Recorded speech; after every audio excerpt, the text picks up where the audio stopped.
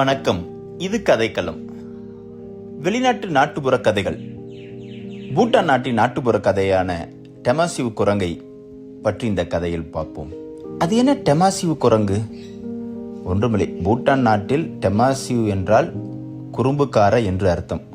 வெகு நாட்களுக்கு முன்பு பூட்டான் நாட்டில் ஒரு மலை குரங்கானது அந்நாட்டு மக்களிடையே பெரும் குழப்பத்தையும் கலகத்தையும் ஆங்காங்கே ஏற்படுத்தியது. திருடி உண்பது, திருட வந்த பொருளை பிடிக்க வருபவர்களை மீது கல்லெறிந்து திரும்பி தாக்குவது, அவர்களிடம் பல சேட்டைகள் செய்வது என்று அந்த குறும்புக்கார குரங்கு பூட்டானின் பல கிராமத்திற்கு பெரும் துன்பங்களையும் இன்னல்களையும் கொடுத்து கொண்டிருந்தது.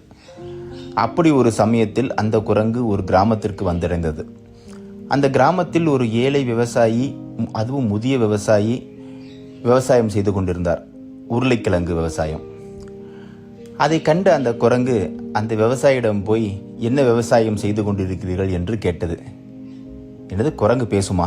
ஆம், இது குறும்புக்கார குரங்கல்லவா, அதனால் பேசும் என்று எடுத்துக்கொள்வோம். அந்த விவசாயி அதற்கு பதிலளித்தார். நான் உருளைக்கிழங்கு விவசாயம் செய்கிறேன். இப்போ இந்த வருடத்தில் பயிரிட்டால் 2-3 மாதங்களில் எனக்கு அறுவடை கிடைக்கும் என்று பதிலளித்தார். குறும்புக்கார குரங்கு மீண்டும் மீண்டும் அவரிடம் குறுக்கு கேள்விகளை கேட்டு கேட்டு, உங்களுக்கு விவசாயம் செய்ய தெரியவில்லை? நான் பல நாடுகள், பல மலைகள், பல ஆறுகள் தாண்டி பல ஊர்களில் பயணிக்கிறேன். எனக்கு பக்கத்து ஊரில் எப்படி விவசாயம் செய்வார்கள் என்று தெரியும். நீங்கள் இந்த ஊரிலேயே இருப்பதனால் உங்களுக்கு விவசாயம் சரியாக செய்ய தெரியவில்லை. இந்த உருளைக்கிழங்கானதை மண்ணில் நேராக புதைக்காமல் அதை வேக வைத்து அவித்து இலையை சுற்றி நீங்கள் மண்ணில் புதைத்தால் வருமானம் அதிகமாக கிடைக்கும் என்று ஆசை காட்டியது.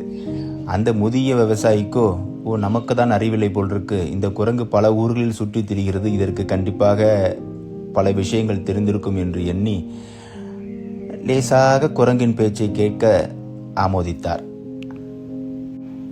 அந்த விவசாயி இந்த குரங்கின் பேச்சை நேரடியாக செயல்படுத்தாமல் இதற்கும் தன் மனைவியிடம் சென்று இதை சொல்லுவோம் என்று நினைத்தார்.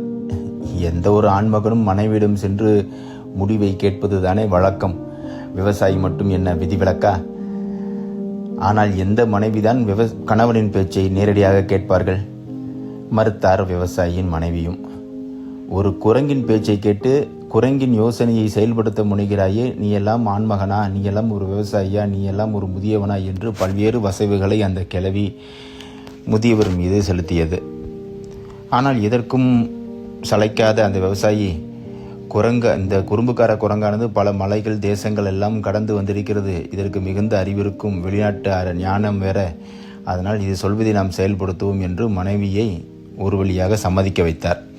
மனைவியும் அந்த குரங்கின் பேச்சையும் விவசாயியின் பேச்சையும் கேட்டு அனைத்து உருளைக்கிழங்குகளையும் வேக வைத்து அவித்து இலையில் சுருட்டி கையில் கொடுத்தார். ஆனால் இதை வாங்கி கொண்ட குரங்கு கொண்டு போய் அதை மண்ணில் விவசாயம் செய்யாமல் அனைத்தையும் முன்று தின்று விட்டது.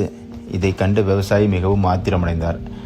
இந்த குரங்கு தன்னை ஏமாற்றி விட்டதே, இதை விடக்கூடாது என்று எண்ணினார். இதை கண்டு ஆச்சரியமும் அதிர்ச்சியும் அடைந்த அந்த விவசாயி அந்த குரங்கின் வாளை பிடித்து கட்டி போட்டு தன் வீட்டில் மேலுள்ள பரனில் கொண்டு போய் அடைத்து வைத்தார்.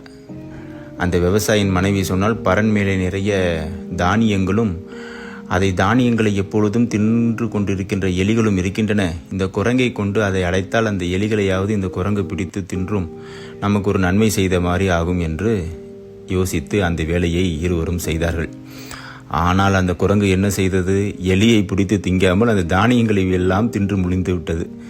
மேலும் கோபமடைந்த அந்த விவசாயி அந்த குரங்கை கொண்டு போய் ஏதாவது ஒரு பக்கத்து கிராமத்தில் குரங்கு கறி தின்பவர்களிடம் விட்டுவிடலாம், அப்பொழுதாவது நமக்கு ஏதாவது லாபம் கிடைக்கும் என்று எண்ணி அதை சாக்கு மூட்டையில் கட்டி கொண்டு போக துணிந்தார்கள். அந்த குரங்கானது, என்னை மன்னித்து விடுங்கள், நான் உங்களுக்கு ஏதாவது உதவி செய்கிறேன் என்று கெஞ்சி பார்த்தது. ஆனால் விவசாயியின் மனைவியோ, pool me once, shame on you, fool me twice, shame on me. ஒரு முறை ஏமாற்றப்பட்டால் ஏமாற்றியவன் தான் அவமானப்பட வேண்டும், 2ஆம் முறையும் ஏமாற்றப்பட்டால் ஏமாந்தவன் தான் அவமானப்பட வேண்டும் என்பதை எண்ணி அந்த குரங்கின் பேச்சை கேட்காமல் அந்த குரங்கை கொண்டு போய் பக்கத்து கிராமத்தில் குரங்கு தின்பவர்களிடம் கொண்டு போய் விட்டுவிடலாம் என்று கட்டி கொண்டு போனார்கள். ஆனால் அந்த குரங்கானது ஆற்றை தாண்டும் பொழுது இருவரிலிருந்தும் லாவகமாக தப்பித்து அந்த மூட்டையிலிருந்து தப்பித்து சென்று விட்டது. அந்த ஏழை விவசாயியும் அந்த ஏழை விவசாயியின் மனைவியும் தங்கள் கிராமத்திற்கு திரும்பி கொண்டே வந்தார்கள்.